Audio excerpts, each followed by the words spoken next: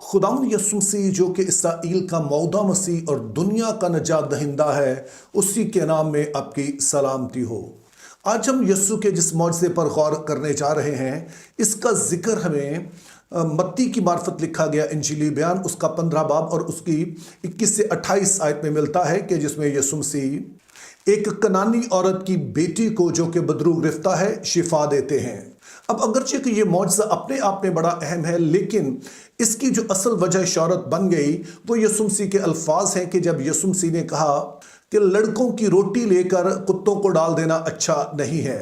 तो आज की वीडियो में हम इन दोनों बातों पर गौर करेंगे, यानी कि ये अल्फाज जो कि यस्सु मसीह ने इस कनानी औरत से कहे, और साथ में जब मत्ती इस मौजज़े को बयान करता है तो इसके ज़रिए से वो मसीह से मुतालिक हमें क्या पैगाम देना चाह रहा है। अब जैसे कि पिछले मौजज़ात के बारे में बात करते हुए भी मैंने बताया कि किसी भी मौजज़े को आप बेहतर तौर पे समझ सकते हैं अगर आप उस इंजीली बयान के सियाको सबाक को समझें, यानी कि ये इंजील किसके लिए लिखी गई, क्यों लिखी गई, वहाँ पर बात क्या हो रही थी।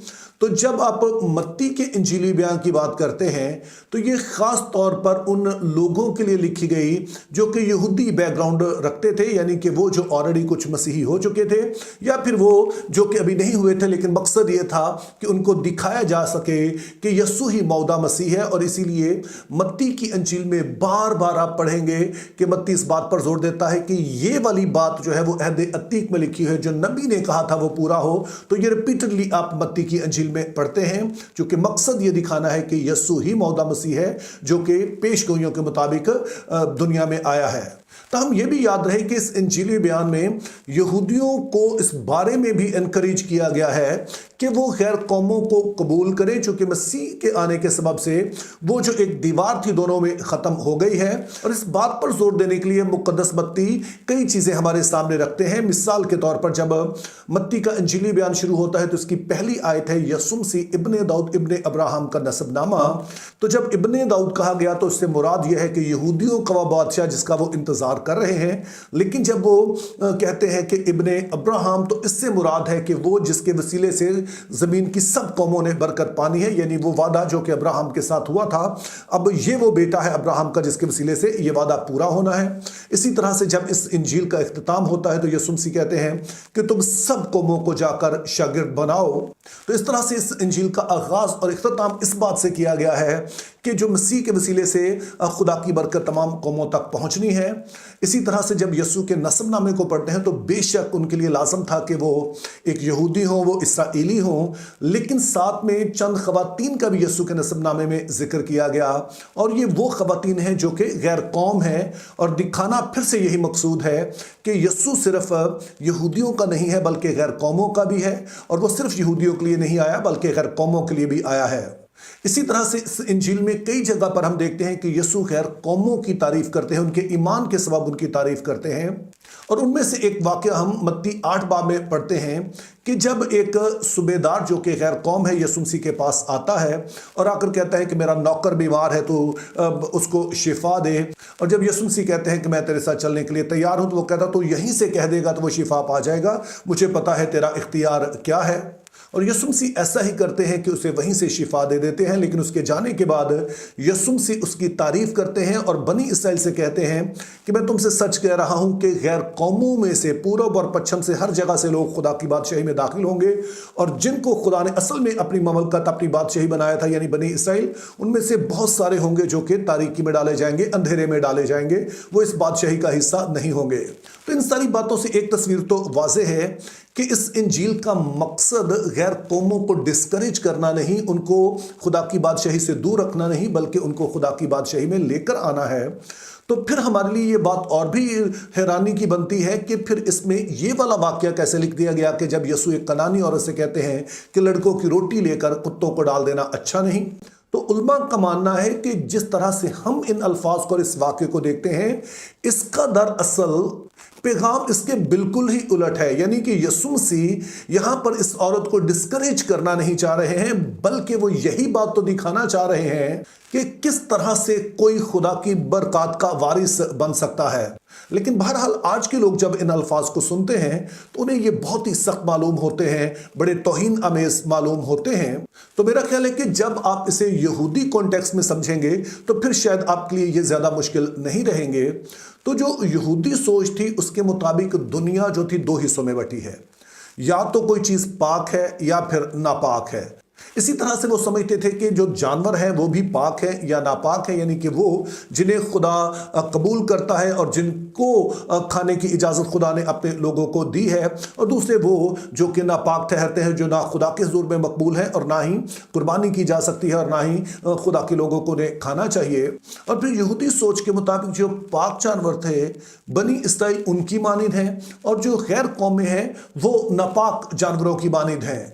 यही सबब है कि जब आप अमाल 10 बाब पढ़ते हैं और वहां पर एक फरिश्ता कुरनेलियस पर जाहिर होता है और उसे कहता है कि तू पतरस को अपने यहाँ बुला और वो तुझे इंजील सुनाएगा। और याद रहे कि कुरनेलियस जो है वो गैर कौम है। तो जब कुरनेलियस कुछ लोगों को पतरस को लेने के लिए भेज देता है तो इसी दौरान पतरस को भी खुदा एक रोया दिखाता है कि आसमान से एक चादर आई है जिसमें तमाम तरह के जानवर मौजूद हैं, जिसमें चौपाए भी हैं, परिंदे भी हैं, कीड़े मकोड़े भी हैं। और लफ्ज़ यहाँ पर इंपॉर्टेंट है, तमाम किस्म के, यानी कि उसमें सिर्फ पाक नहीं है या सिर्फ नापाक नहीं है बल्कि तमाम किस्म के। और आवाज़ आती है कि पतरस तो इन जानवरों को खा।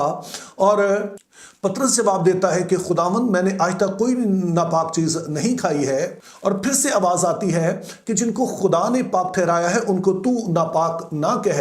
अब याद रहे कि खुदा पतरस को यहाँ पर खाने पीने के कवानीन नहीं सिखा रहा है, बल्कि खुदा उसे तैयार कर रहा है ताकि वो कुरनेलियस के घर में जाए। तो ये जो सारे जानवर चादर में उतारे गए, जो दिखाए गए पतरस को, ये अलामत है तमाम कौमों की, जिनमें यहूदी भी शामिल हैं, गैर यहूदी भी शामिल हैं। और अब पतरस से कहा गया है कि वो जाकर गैर कौमों को भी इंजील सुनाए ताकि सारे वो खुदा के लोग बन सकें। तो जो अल्फाज यीशु मसीह ने इस कनानी औरत से कहे उसको आपने इसी कॉन्टेक्स्ट में समझना है, यहूदी सोच के मुताबिक समझना है कि दुनिया के जो तमाम जानवर हैं वो या पाक हैं या नापाक हैं, और वो बनी इसराइल और गैर कौमों की अलामत हैं। इसके अलावा यहूदी इस बात पर भी फख्र करते थे कि वो खुदा के बेटे हैं, चूंकि खुदा ने उनके साथ अहद बांधा है, जो अपने आप में बिल्कुल दुरुस्त बात थी। तो अब आपने यीशु मसीह के इन अल्फाज को इस सारी सोच के मुताबिक, जो यहूदी सोच है उसके मुताबिक समझना है। और यीशु मसीह यहाँ पर एक घर की मिसाल दे रहे हैं कि एक घर में बहुत कुछ पाया जाता है। वहाँ पर घर के अफराद होते हैं, माँ बाप होते हैं, बुजुर्ग होते हैं, बच्चे होते हैं। इसी तरह से घर में नौकर चाकर भी होते हैं। इसी तरह से घर में कुछ मवेशी होते हैं, यानी वो जानवर जिनका फ़ायदा होता है, दूध देते हैं या उनका गोश्त खाया जा सकता है या फिर वो हल के लिए इस्तेमाल होते हैं। और इसी तरह से फिर दूसरे जानवर भी होते हैं जो कि इस तरह का कोई फ़ायदा नहीं पहुंचाते हैं। तो यीशु मसीह बच्चों का मुआवजा ना तो नौकरों से कर सकते हैं, चूँकि बेशक वो नौकर हैं लेकिन वो पाक हैं, नापाक तो नहीं है। इसी तरह से बच्चों का मुआवजा मवेशियों से भी नहीं किया जा सकता है, क्योंकि अब अगरचे के वो जानवर हैं लेकिन वो पाक खुदा ने ठहराए हैं। और फिर जो रह जाता है वो एक ऐसा जानवर रह जाता है जो घर में मौजूद हो, उसी तरह का खाना खाता हो जो कि बच्चे खाते हैं। और इसीलिए यीशु मसीह ये अल्फाज बोलते हैं कि लड़कों की रोटी लेकर कुत्तों को डाल देना अच्छा नहीं। यानी कि वो पालतू कुत्ता जो कि घर में तो मौजूद है लेकिन ना तो वो पाक है और ना ही उसका कोई राइट है, ये मालिक की मर्जी है, ये उसका रहम और तरस है कि वो उसको ऐसा करने देता है कि वो जो टुकड़े बच जाते हैं वो उसमें से उनको दे। तो हम इस सारी बात का जो असल पैगाम पाया जाता है वो इस बात पे है कि जब वो खातून अड़ी रहती है अपनी बात पे और वो कहती है कि हाँ मैं जानती हूँ कि हम पाक तो नहीं है, लेकिन अगर ये इसी मिसाल को ले ले तो वो कुत्ते भी तो फिर मालिक की मेज़ पर ही से खाते हैं। और यीशु मसीह यहाँ कहते हैं ऐ औरत तेरा ईमान बहुत बड़ा है। और इसके ज़रिए से यीशु मसीह अपने रसूलों को, जिन्होंने ये इंजीली बयानात लिखने थे, जिन्होंने इंजील गैर कौमों तक लेके जानी थी, उनको ये पैगाम देते हैं कि किसी की नस्ल अहम नहीं है। यानी कि मसीह के आने के बाद अब ये फ़र्क मिट गया है कि कोई यहूदी नस्ल से है या किसी और नस्ल से है। असल चीज़ ईमान है कि जो भी ईमान लाए वो खुदा की बरकत में शरीक हो सकता है। तो जब आप इस मौजज़े को पढ़ेंगे तो ये बुनियादी सबक है जो आपने जहन में रखना है। इसके अलावा मत्ती की इंजील का दूसरा अहम पैगाम यस्सु का इख्तियार है। और कई एक जगह पर हमें दिखाया गया कि यस्सु का इख्तियार आम लोगों से हटकर है। मिसाल के तौर पर जब यस्सु मसीह पहाड़ी वास देते हैं, उसको वो अपनी तालीम ख़त्म करते हैं, तो लिखा है कि लोग उसकी तालीम से हैरान हुए, चूंकि वो साहिब इख्तियार की तरह तालीम देता था। और इसी तरह से जब आप इसके बाद का हवाला पढ़ते हैं तो यीशु मसीह मुख्तलिफ बीमारों को शिफा देते हैं, जिससे दिखाया गया कि वो बीमारियों पर इख्तियार रखते हैं, वो हवा और पानी को थमाते हैं, जिसमें दिखाया गया कि वो जो कुदरती अवामल है उनका इस पर भी इख्तियार है। और अब इस मौजज़े में दिखाया गया है कि उनका इख्तियार बदरूहों पर भी है। और सिर्फ इतना ही नहीं कि वो बदरूहों पर इख्तियार रखते हैं, बल्कि अगर वो उस जगह ना भी मौजूद हो जहां पर कोई शख्स बदरू गिरफ्ता है, तो उनका इख्तियार वहां पर भी काम करता है। चूंकि जिस्मानी तौर पर अगरचे कि वो किसी एक जगह पर हो, लेकिन रूहानी तौर पर वो हर जगह पर है, वो हर जगह मौजूद हैं। और याद रहे कि बाइबल मुकद्दस में ये सिफ्त सिर्फ खुदा में पाई जाती है कि वो हर जगह मौजूद है। तो इस तरह से मुकद्दस मत्ती भी यूहन्ना की तरह इस बात को हाईलाइट करते हैं कि सिर्फ एक लड़की ने बदरू से शिफा नहीं पाई है, बल्कि यीशु मसीह वो इख्तियार रखते हैं जो सिर्फ खुदा के पास है, यानी कि वहां पर भी काम करना जहां पर वो जिस्मानी तौर पर मौजूद ना हो। तो मेरे अजीजों, इस सारी बात की रोशनी में आप दो बातों के लिए खुदा का शुक्र अदा कर सकते हैं। पहले नंबर पर तो इसलिए कि हम जो गैर कौमों में से थे, खुदा ने हमें भी वही हक दे दिया है जो पहले सिर्फ इसराइल के पास था। यीशु मसीह की कुर्बानी के सबब से अब यहूदी और गैर यहूदी का फ़र्क मिट गया और हम भी खुदा की बादशाही के उसी तरह से शहरी बन गए जैसे कि पहले सिर्फ बनी इसराइल थे। और दूसरे नंबर पर यह भी कि यीशु मसीह हर जगह पर मौजूद है। आसमान पर उठाए जाने से पहले उन्होंने कहा, देखो मैं दुनिया के आखिर तक हमेशा तुम्हारे साथ हूं। तो खुदा के लोग होने के नाते ये हमें एहसास हमेशा रहना चाहिए कि वो हमारे पास है। और फिर कोई भी मसला चाहे दुनिया में वो कहीं पर भी मौजूद हो, जब हम दुआ करते हैं तो हमारा खुदा चूंकि हर जगह पर वो मौजूद है, तो वहां पर हमारे लिए उन मसाइल को हल करने की कुदरत रखता है।